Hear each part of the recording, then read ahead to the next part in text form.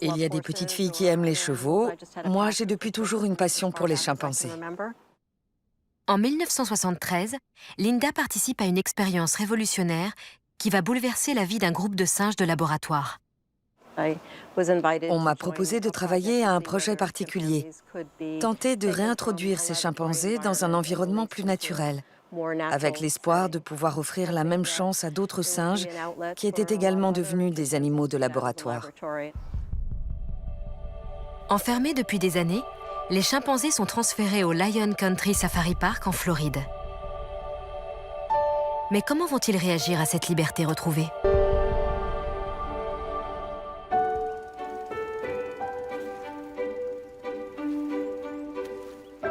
C'est la première fois depuis des années qu'ils marchent sur de l'herbe ou qu'ils ne sont pas enfermés derrière des barreaux. Jusque-là, leur univers se limitait à leur cage. Désormais, ils vont devoir s'habituer à un monde entièrement nouveau.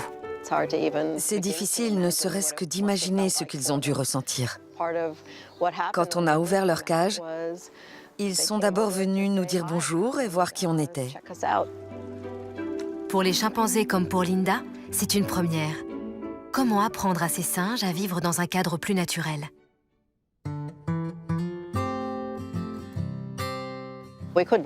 À défaut de leur apprendre à redevenir des chimpanzés, on pouvait les aider à mieux maîtriser leur nouvel habitat.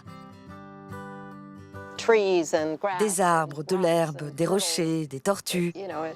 C'est incroyable de penser à tout ce qu'ils ont découvert et à la façon remarquable dont ils se sont adaptés à des changements aussi considérables.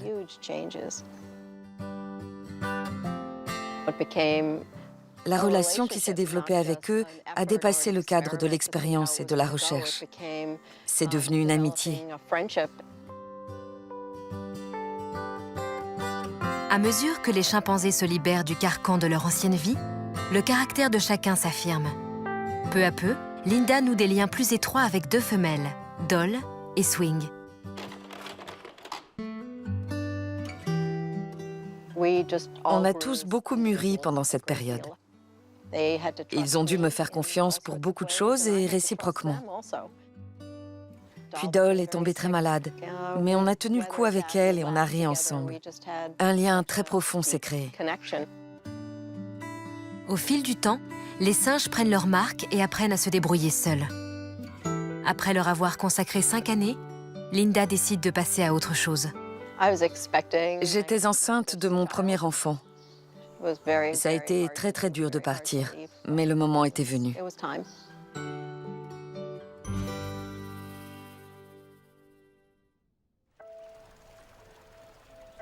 20 ans plus tard, en 1999, elle a l'occasion de revoir les chimpanzés.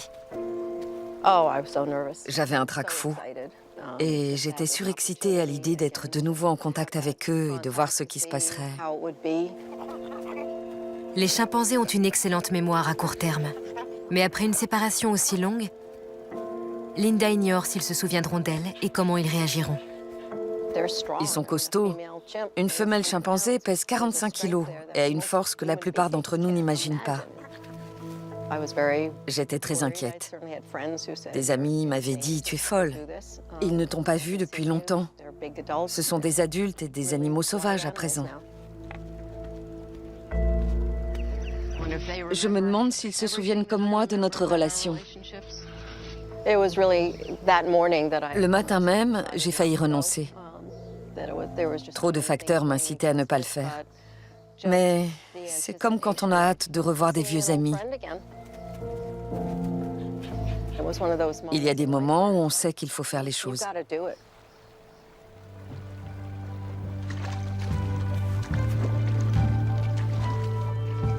Alors que Linda s'apprête à débarquer sur l'île pour la première fois en 20 ans, une silhouette familière apparaît. Tu te souviens de moi? Ça fait longtemps.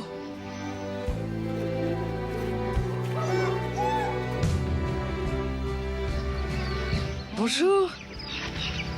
Tu te souviens de moi? Oh. C'est lequel? Swing. C'est lequel?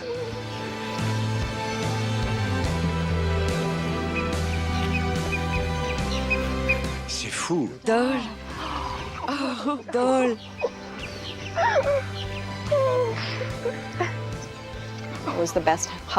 C'est le plus beau câlin qu'on m'ait jamais fait. Leur accueil a été absolument fabuleux.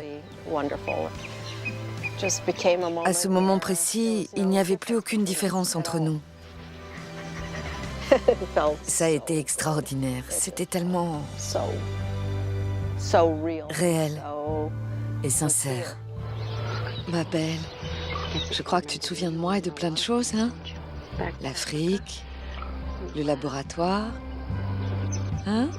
Quand on est arrivé ici et que tu es tombée malade, je t'avais porté dans mes bras.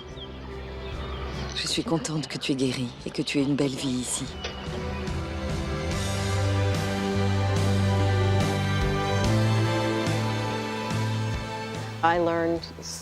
J'ai énormément appris sur moi-même et sur les chimpanzés.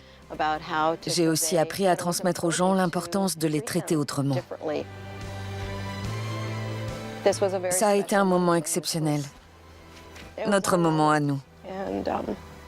Je ne l'oublierai jamais.